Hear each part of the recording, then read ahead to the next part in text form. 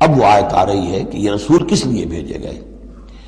رسلم مبشرین و منذرین، یہ رسول بھیجے گئے بشارت دینے والے بنا کر اور خبردار کرنے والے بنا کر، لئلا یکون للناس علی اللہ حجۃ بعد الرسل، تاکہ نہ رہ جائے لوگوں کے حق میں، للناس نام نوٹ کیجئے، علی اللہ اللہ کے مقابلے میں کوئی حجت کوئی دلیل رسولوں کے آنے کے بعد، وکان اللہ عزیزا حکیما، اور اللہ تعالیٰ زبردست ہے لیکن ساتھ ہی حکمت والا ہے۔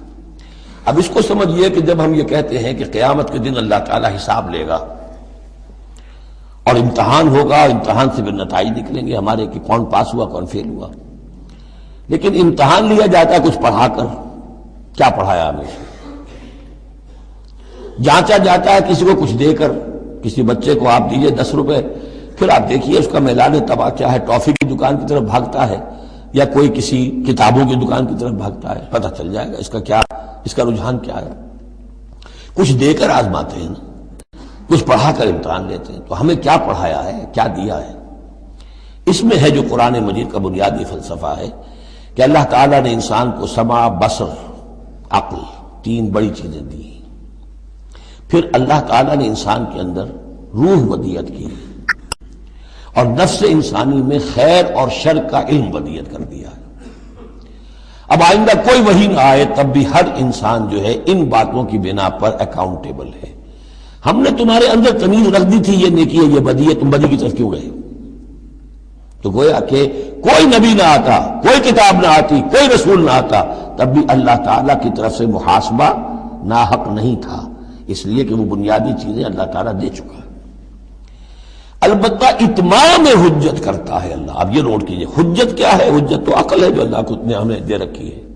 ان السمع والبصر والفؤاد کل اولئک کان عنہ مسئولا، اس کی بنیاد پر مسئولیت ہے۔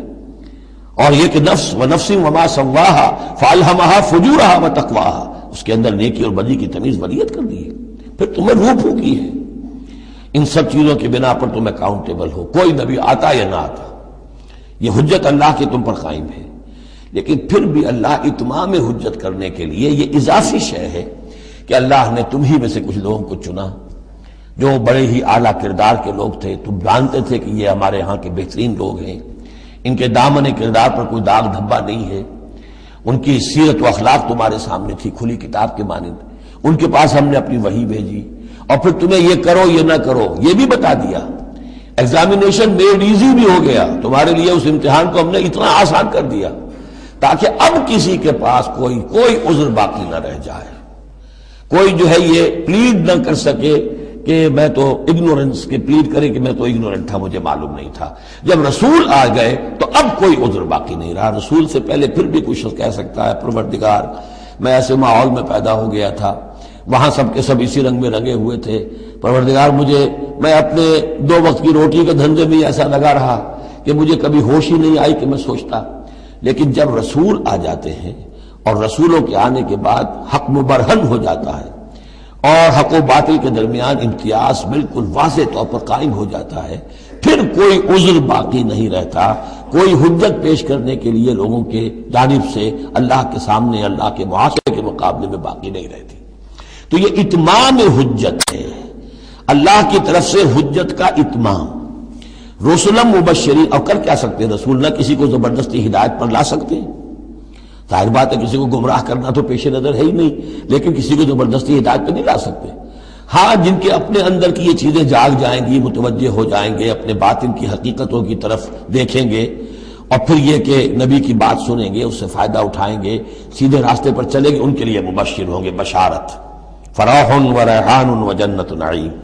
اور جو لوگ یہ ہے کہ اس کے بعد بھی اپنی غلط ہی راستوں پر چلتے رہیں گے، تعصب میں، ہٹ دھرمی میں، ضد میں، مفادات میں، چودراہٹوں کی وجہ سے، ان کو خبردار کریں گے کہ اب تمہارے لیے بدترین انجام جو ہے جہنم تیار ہے۔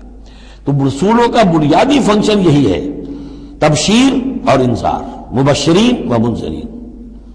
کس لیے؟ لے اللہ یکونا، تاکہ نہ رہ جائے، للناس، لوگوں کے پاس، لوگوں کے حق میں، اللہ اللہ کے مقابلے میں، یعنی اللہ کی حجت، اللہ کے محاسبے کے مقابلے میں، حجت، کوئی عذر، کوئی بہانہ باقی نہ رہے بعد الرسل، رسولوں کے آنے کے بعد۔